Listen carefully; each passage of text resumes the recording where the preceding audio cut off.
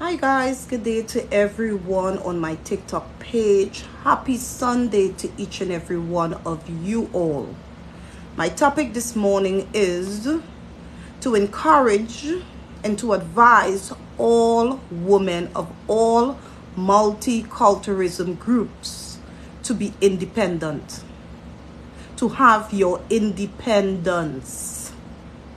The reason why I would like to advise all women of all multiculturalism groups to be independent is because in the past, meaning in the old time days, women would have been married. They would have been subservient to their husbands. They would have been submissive and docile to their husbands. They would have been stay-at-home mothers, doing house duties and taking care of the children and taking care of the home. These said husbands of these said wives would have been abusive men, some of them. They would have been abusive. They would have been very much unfaithful to their wives. And some of these women would have encountered 24 to 20 years of marriage, being married to a narcissistic person who carried the traits of grandiosity, who carried the traits of malignant narcissism. They would have been married to husbands who had side chicks and impregnating these side chicks and have children on the outside. These women would have gone through abuse. They would have been stripped of their dignity and their identity. And they would have had husbands who have or perpetuate authoritarianism and expect their wives to don't question them, unquestionable, to have obedience. And some of these men, we categorize them as being patriarchal, because in the old time days, the man was taught to be the head of the household, to be the dominating one, to control. But some men would have used that type of authority and take advantage of the word head of household, take advantage and unreasonably, disproportionately treat their women and their wives unfairly. So what happened? The rise of the independent woman has dawned. The rise of the modern woman have been birthed in this era. And the rise of the independent woman has been indoctrinating. They have been preaching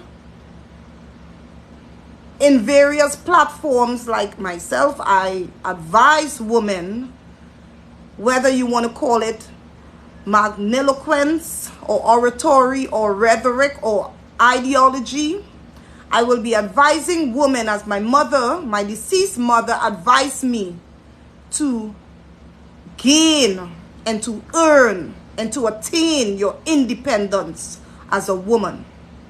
An independent woman will work for her own money. She takes her money and she puts some money in the bank. She takes some money and take care of herself. An independent woman will not be docile to any man.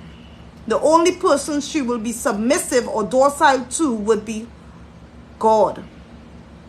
She will not be under the patriarchal rule or law of anyone or any man. Okay? So, I advise women in today's era, the modern day women have been birthed, and to adopt that type of thinking You need to pick up the battle of independence.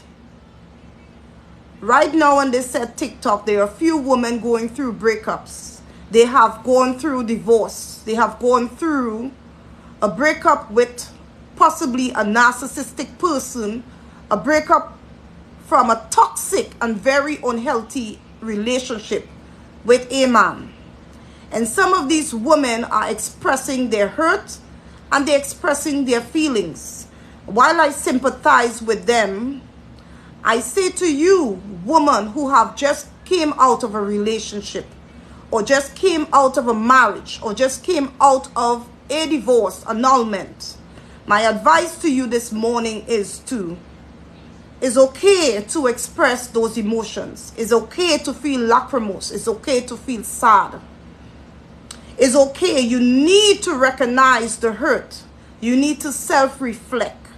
You need to go through the period of expressing and allowing and giving yourself that, giving yourself the permission to express how you feel. To express. And when you express, you can sometimes talk to a friend, talk to a family member.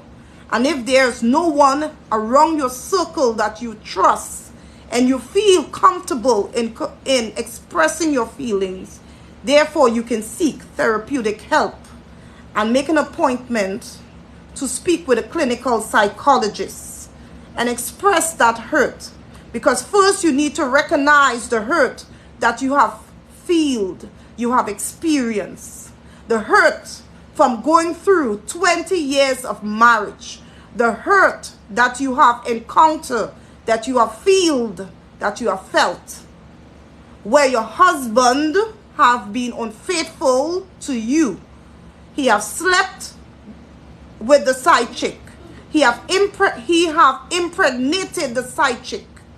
Your husband, your ex-husband have been mendacious to you. He has been dishonest to you.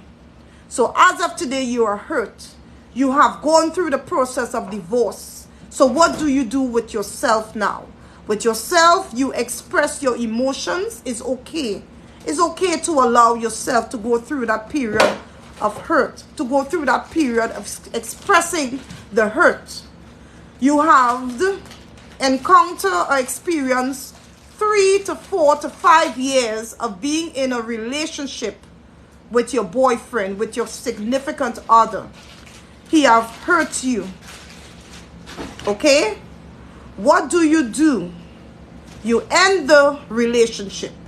You have to recognize the hurt. You have to acknowledge the hurt. And then when you already recognize the hurt, you have dealt with the hurt, what do you do with yourself? This is a time now where you learn new skills. You redirect yourself. You redirect yourself from that place of being hurt. You redirect yourself to a place of empowerment. You redirect yourself to a place of being resilient. You redirect yourself to a place of being independent.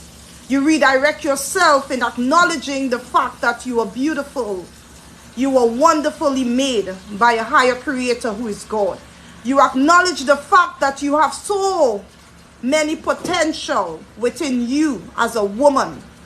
You're not going to be allowing yourself to be under the rock where you hide and where you stay there and where you feel depressed. You're going to come out of that rock and you're going to surround yourself with positive people.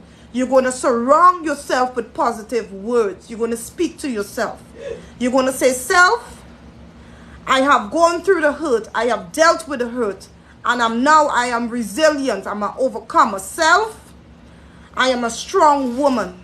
I'm a woman who's going to learn new skills. Self, I am going to take accountability.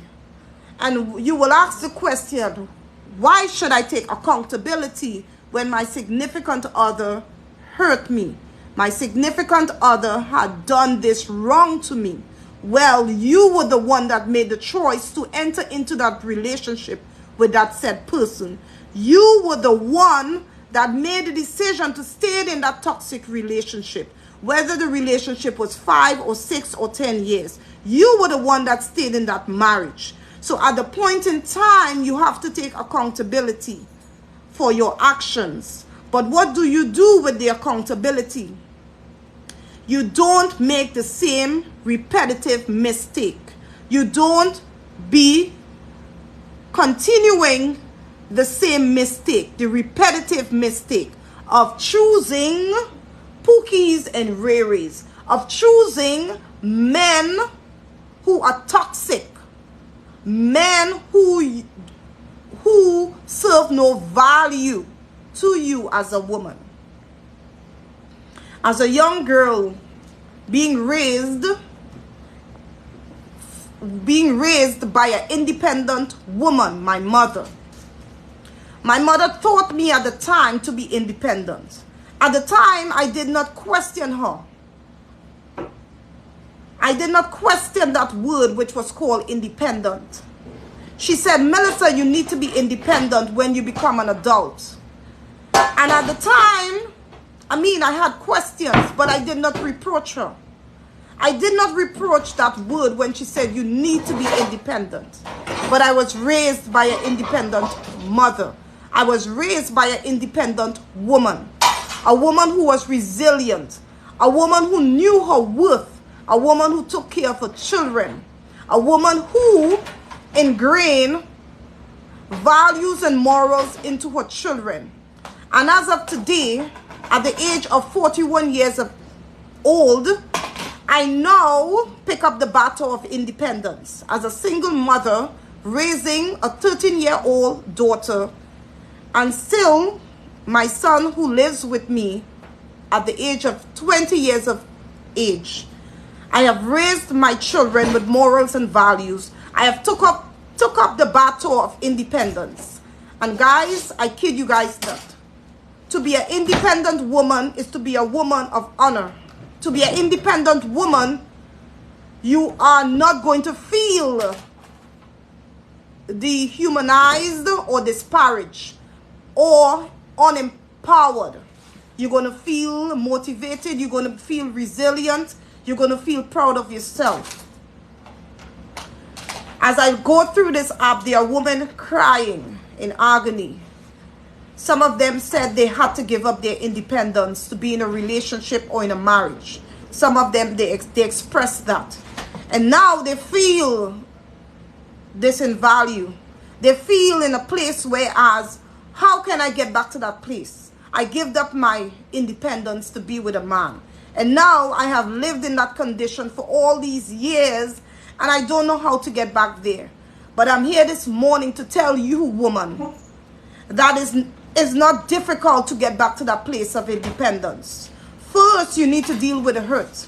What people do a lot of times when they go through a breakup, they tend to use defense mechanism to repress those feelings. They tend to use reaction formation, whereas they will try to enter into another relationship right after that breakup. And they will try to use that reaction formation where they are making everyone feel that they are okay, making that new significant other feel that they are okay. But down in that dark place of their mind, there is hurt. There has been a hurt that has not been dealt with.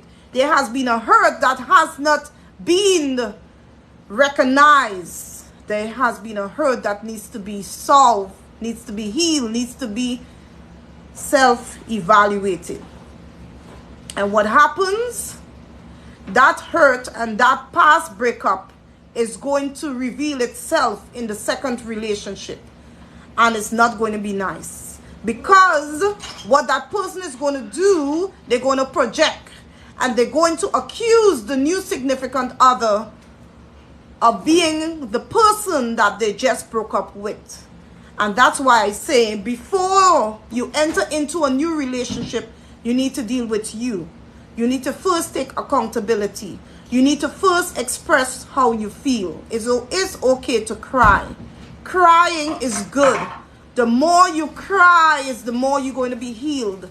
The more you cry is the more you're going to release those hurts, feelings, those emotions. It's okay to cry. The more you cry, you're going to be fine. It's okay to cry. It's okay to release the pain. It's okay to say, I need help. It's okay to say, I need help. It's okay to say, I loved my husband. It's okay to say, I loved my ex-boyfriend. It's okay, honey. It's okay. It's not going to be the end of the world.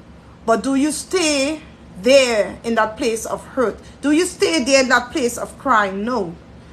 After you have cried, now you rise up as the woman you are, the strong woman through. And now you take up the battle of independence. If you have not been working for 10 or 15 years, you go find yourself a job. You go get employed. Go learn new skills. Go and analyze your purpose. To know who you are, to know your identity as a person, to know your value, and to know your morals as a woman. Women, we are strong because we give birth to babies. And just the fact that we take that energy to push out a child in this world, or to bring a child into this world, therefore we as women, we have strength. We have strength inside of us. And that strength that you use to push those babies out, or to push that baby out, you use that strength to build yourself.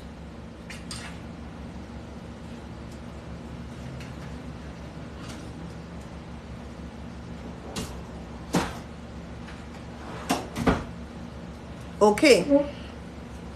Now, women who are in marriages, you I'm talking to, the one who's sitting on this couch.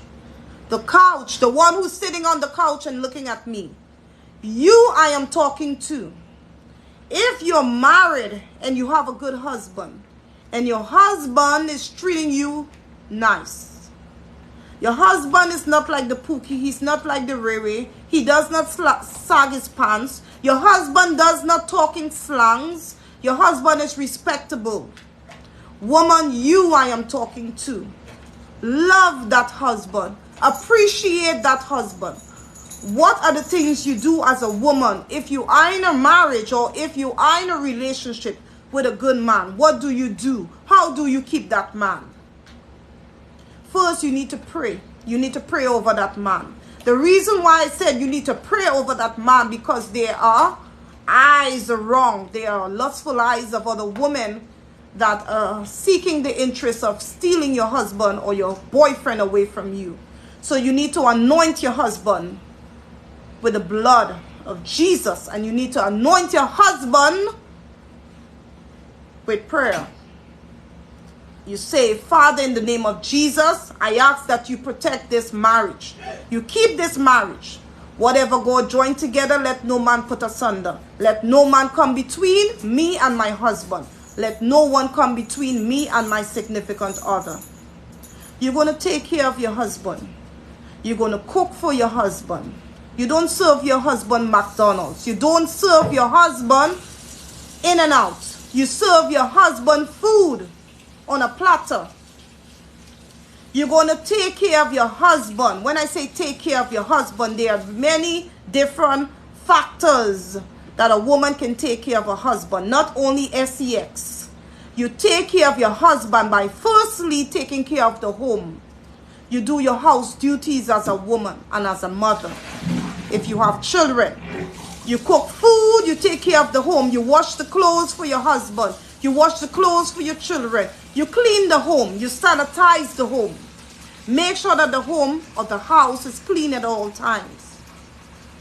Okay? And then when your husband comes home from work, You talk to your husband. You ask him, how was your day? You ask him. You listen to him attentively. You allow your husband to express his day, how his day was. Allow your husband to talk to you. And whenever he expresses his feelings to you, you don't shun him away. You don't say that he's a weak man because he cried. In the social construct world, in the societal norms, a man who cries is seen as a man who is weak. But a man who cries is not seen as a man who's weak. A man who crying is, you can build strength from crying. Because once you release those tears, you are going to reach to a place of healing. And you, man, who are looking at me, I am telling you, it's okay to express your feelings to your wife. It's okay to express your feelings to your significant other. And woman, I am here this morning to say, don't shun your husband away when he comes to you and express his hurt or his feelings or his bad day. But what do? You motivate him, you encourage him, and you be the strength that he needs you to be. You be the one who will advise him and say, husband, hang in there. You tell your husband you love him. You go out on dates. You enjoy each other's presence. You keep people out of your business. If there is a problem in the marriage, you seek professional help. You don't go to your friends and you don't go to your family members telling them about your personal business with your husband or your significant other. You go to a signed pastor in a church, or you go to a clinical psychologist and you seek therapy for the marriage or for the relationship. You keep people out of your business because hurt people want hurt people around them. And some single, miserable people want you to be single and miserable like them. So you keep people, single and miserable people, out of your business. Whatever you do in the bedroom stays in the bedroom. That's nobody else's business. That's between you and that's between your husband. If you don't like how the sex is, therefore you need to sit down and have a discussion. You need to sit down and have a dialogue, an intellectual conversation with your significant other, and you let them, he or she knows how you feel, that you don't like the sex and how we can make things better in the bedroom. But you do not, I utter and I reiterate these words, you do not tell people your personal business. Hurt people, hurt people. Miserable people want you to be miserable like them. Okay, guys, so I'm not here to stay long. So, in closing, in my conclusion is this. If the husband is a cheater, if the husband is not a good husband, first, before you divorce your husband, because it is not right to just divorce your husband with the first mistake. You seek therapy. There you look for alternative measures, whereas how you can keep the marriage. So you seek therapy with your husband. If infidelity is the problem, you need to find out what is causing the infidelity. You need to find out the root of the cause. You seek therapeutic help, both husband and wife. And if the infidelity is continuing, and therefore you need to take measures into your own hands. And if divorce is what you choose, then divorce is what it will be. Okay? But what you're not going to do is stay in a marriage that is toxic, because it's not good for your mental health. It's not good for your well-being. You're not going to stay in a relationship that is toxic. It's not going to do any good to you. Okay? Marriage is honorable. God wants us to be married. He wants us to be happy. He placed us on this earth to be with someone. He did not place us on this earth to be single. Okay? So, in closing, if you are in a relationship and there are too many red flags, therefore, you need to disconnect yourself from that relationship. If you are in a marriage and there are red flags, before you annul the marriage, you seek therapy, you seek help. Don't annul the marriage if there can be a change. You need to give your husband time to change. Okay? You need to seek alternative measures. A marriage is different from a relationship. If the red flags are there, you can disconnect. If the red flags are within the marriage, you seek help. If the help is not working, you divorce. Your choice. Okay?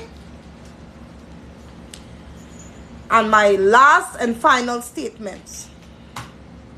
Women. We are the gatekeepers of sex. And I reiterate what I say. Let me drink some water with this.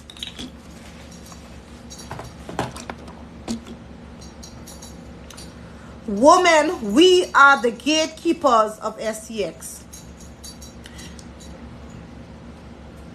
Because we have given up sex so easily, men of today's world, they no longer have respect for us as women. Well, I know you're going to say, Melissa, I'm going to rebuttal you. It's according to the woman you are. It doesn't matter. It doesn't matter if you're a woman with integrity. Because sex have been given up so easy. Men, the dating pool has been changed significantly.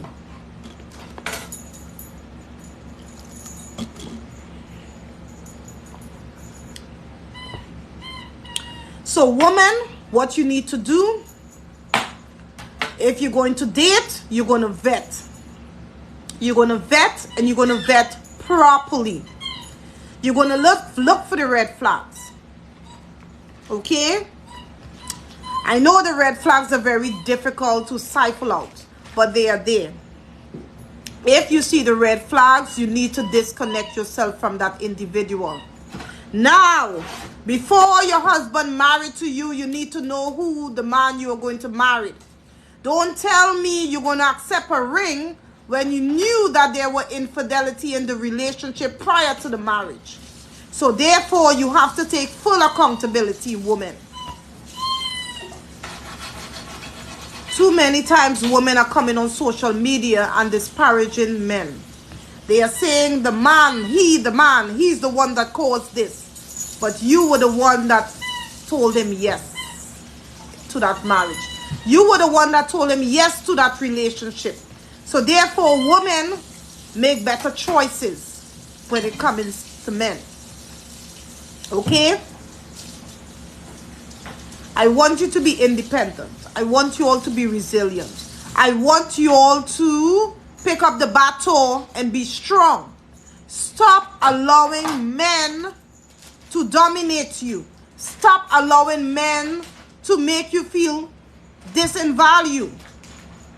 Woman, you have worth. So what if you put on a couple pounds? So what if you're 300 pounds? So what? It's not the end of the world. Embrace who you are. Embrace. It doesn't matter if you're 200 or 300 or 400 pounds. Embrace who you are. If you would like to do something about it, you can choose to lose weight. If you don't want to do anything about it, embrace it. Too many times men like to come on this app and they like to disparage women about their weight, their physique, and their hair, colorism, the color of their skin. So what? At the end of the day, the most beautiful woman, a man's still going to cheat on her. At the end of the day, he's going to cheat on her. So what? Be comfortable in your own skin. Know your worth as a woman. And pick up the battle of independence. Because once you're an independent woman, no one is going to control you. No one is going to be the dominating one over you. You're not going to have a leader. Because the leader is you. Love yourself. We all weren't born with a perfect physique. We all don't have a big booty. We all don't have luscious hair. But we are all wonderfully made by the Creator. And all I can do is just give my advice. So you all have a beautiful day, and bye.